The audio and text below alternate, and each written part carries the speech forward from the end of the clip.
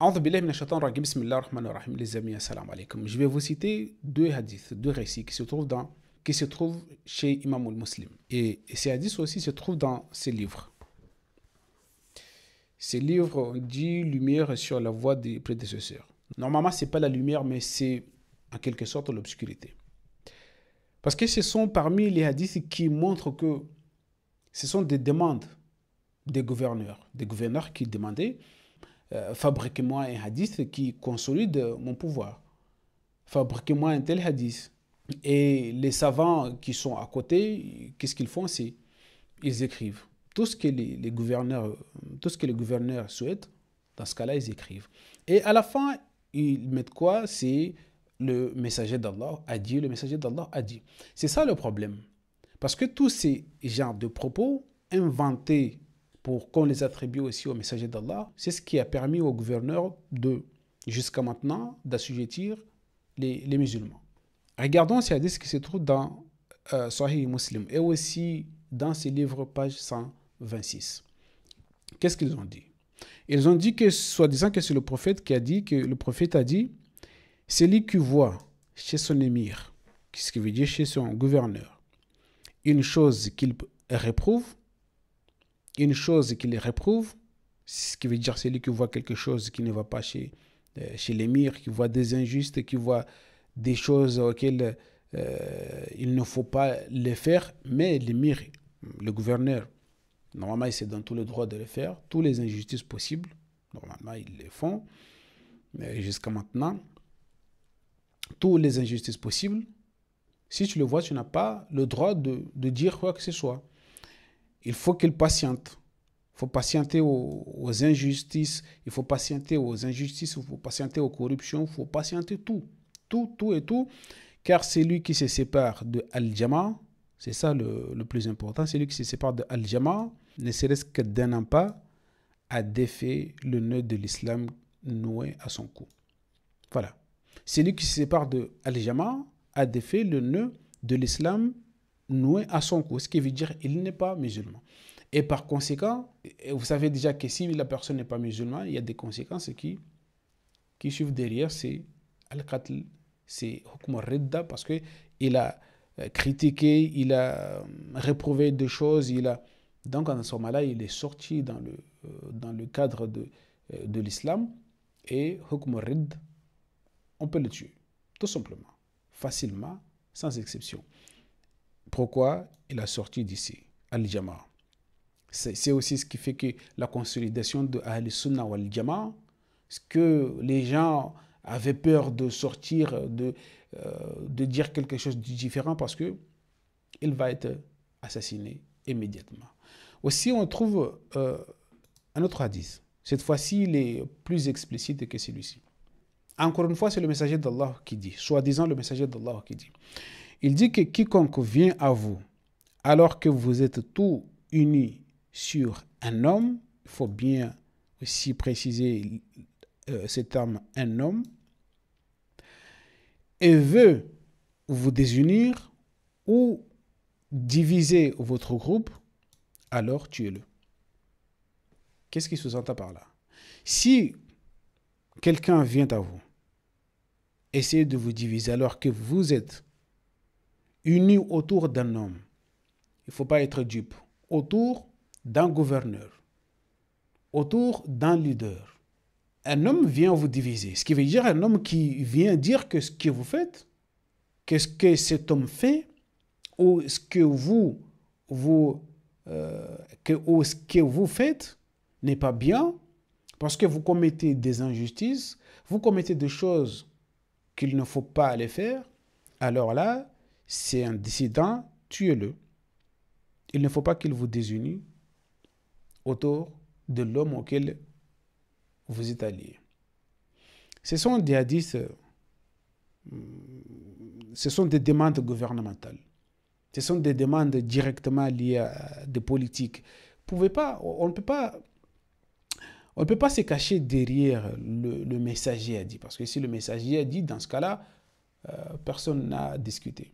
Non, ce sont des hadiths qui sont commandés par ces despotes pour faire quoi? Pour faire taire à n'importe quelle personne qui peut vouloir essayer de critiquer le gouverneur ou critiquer le système théocratique, le régime politique corrompu et injuste qui est en place, il faut le tuer. Parce que considéré comme s'il vient de vous désunir autour de cet homme, autour du gouverneur, donc il faut tuer cet homme, sans problème. Tout ça se trouve ici, dans ce livre.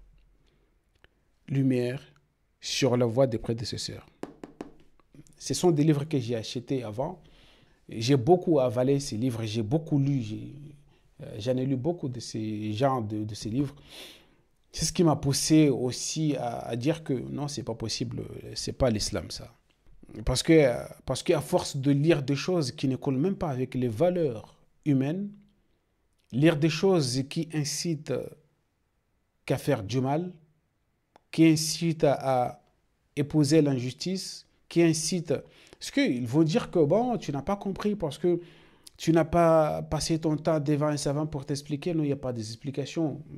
Ce qui est l'injustice, tu n'as pas besoin d'être expliqué pendant combien de minutes, combien des années pour qu'on le maquille, euh, pour qu'on maquille cette injustice et faire dire autre chose ou inverser l'idée principale.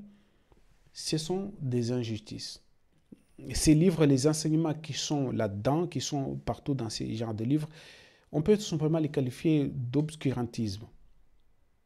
Ils ne contribuent à aucune progression. Ils ne font que régresser la personne qui les lise. Donc, il faut les lire avec des pincettes, encore une fois. Parce que, bien évidemment, moi qui dis ça, je les ai beaucoup lus. Je les ai beaucoup avalés à l'époque. J'ai passé de temps monstrueux à lire et relire ces livres et j'en ai acheté beaucoup. Donc on peut facilement reconnaître que ce sont des hadiths, ce sont des commandes gouvernementales, ce sont des commandes des régimes qui, normalement, personne ne pouvait le contester parce que si tu le contestes, tu es directement tué. Les histoires, ils sont là, mais pour qu'ils ne soient pas dérangés, il faut qu'il y ait des hadiths pour dire que, bon, écoutez, si quelqu'un vient essayer de vous désunir autour d'un homme, autour de la personne auquel il vous gouverne, il faut le tuer. C'est pas musulman. Voilà, c'est ça. Si quelqu'un se sépare de Al-Jama'a, du groupe, Ahl-Sunnah wal-Jama'a, c'est ça l'idée, il faut aussi le tuer. Voilà les enseignements auxquels les savants, qu'on appelle savants. Et pourquoi? Je ne sais même pas pourquoi on les appelle savants. Parce qu'un savant, c'est quelqu'un qui cherche des solutions à des problèmes, qui cherche des solutions, qui essaie de ramener les gens au développement et les développer spirituellement et essayer de les amener à progresser. Mais les personnes qu'on appelle aujourd'hui savants, qu'est-ce qu'ils font? Ils ne font que répéter ce qui a été déjà dit et dit, ce qui a été déjà dit et redit. Donc ce ne sont pas des savants, ce sont des conservateurs. Parce qu'ils ne font que conserver l'héritage. L'héritage de 1400 ans et plus, ils ne font que répéter. Ils ne font que le renouveler. Ces mêmes enseignements, ils ne font que les renouveler. Ce qui veut dire aucun changement, non. On renouvelle la même chose. Quelques années, peut-être c'est les fatwas qu'un tel cheikh a fait, commencent à expirer, il faut les renouveler. Ça, ce sont des conservateurs, des gardiens du temple, des chiens de garde, mais pas des savants. On ne peut pas les appeler ça des savants.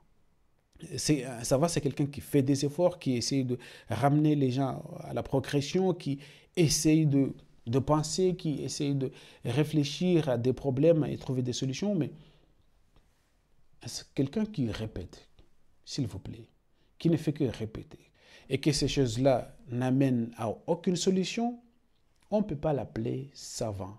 Ce n'est pas un savant, soit c'est un dictaphone, soit c'est un conservateur, mais ce n'est pas un savant. Assalamu alaikum wa rahmatullahi wa barakatuh.